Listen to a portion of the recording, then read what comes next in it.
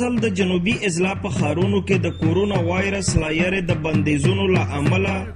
اکثر ځوانانو د اختر خوشحالۍ لمانځلو او سیل سپاټۍ دپاره د رازمک ماکین لادا کانیګورم او پټ زیارت د یخو او غرانو سیمو مخه کړې وه.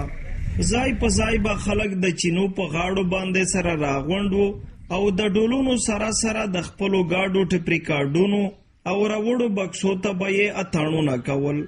درسته ورځ دغه خلک په لرو پرتو غرانیو سیمو کې وګرځېږي او بیا مازدیګر په رازمک کې سره راټول شي. دلته تر نیمو نیمو شپو پورې خپلې میلې ګرمې ساتي. اکثر راغلي خلک دلته لا خو د ځان سره تامبوان راوړي او لا خو وشا کلیو کې د ځایي خلکو سره حجرو جوماتونو او ښوونځیو کې پاتې کیږي، ځکه چې د رازمک په ګاډون دغو ټولو سیمو کې د سیلګرو دپاره د اوسېدو او پاتې کېدو ځایونه په دولتي کچه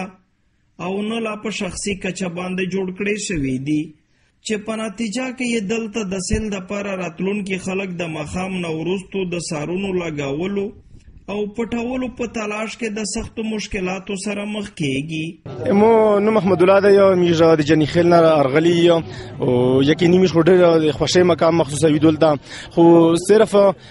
دا خبره دو چې دولته فیسیلیټیز نشته د یو میژه ګورنمنت د غوښتنه کې چې دولته भरपूर امداد وکي په دغه علاقې کې شوال رزمک ورسره جنوبي وزیرستان چې د دې مشته سیر و تفریح زینه چې ډېر جوړ کیا دلته بس هیڅ شغل مغل دی لیکن پاکستان په نره علاقې شګ لاک ډاون دی او د لره علاقې خلک لکه ډومیل جانی خیل لکه مروه تکارا کې دغه علاقې خل د لار درې دی یو دلته دغه چې موسم باروبار دی میش په لاډاله کې 17 کسونی گاډي ورنیولای دی.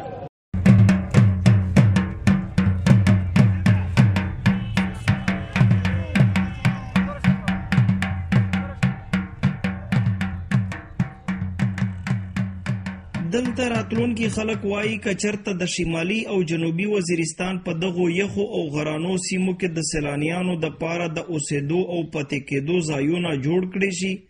نو دغه سیمې به نه یوازې د اخترونو په شپو ورځو کې او په خاصه توګه د ګرمۍ موسم کې د جنوبي اضلاع د خلکو دپاره د سیل او تفریح نږدې او اسان ځایونه وګرځي،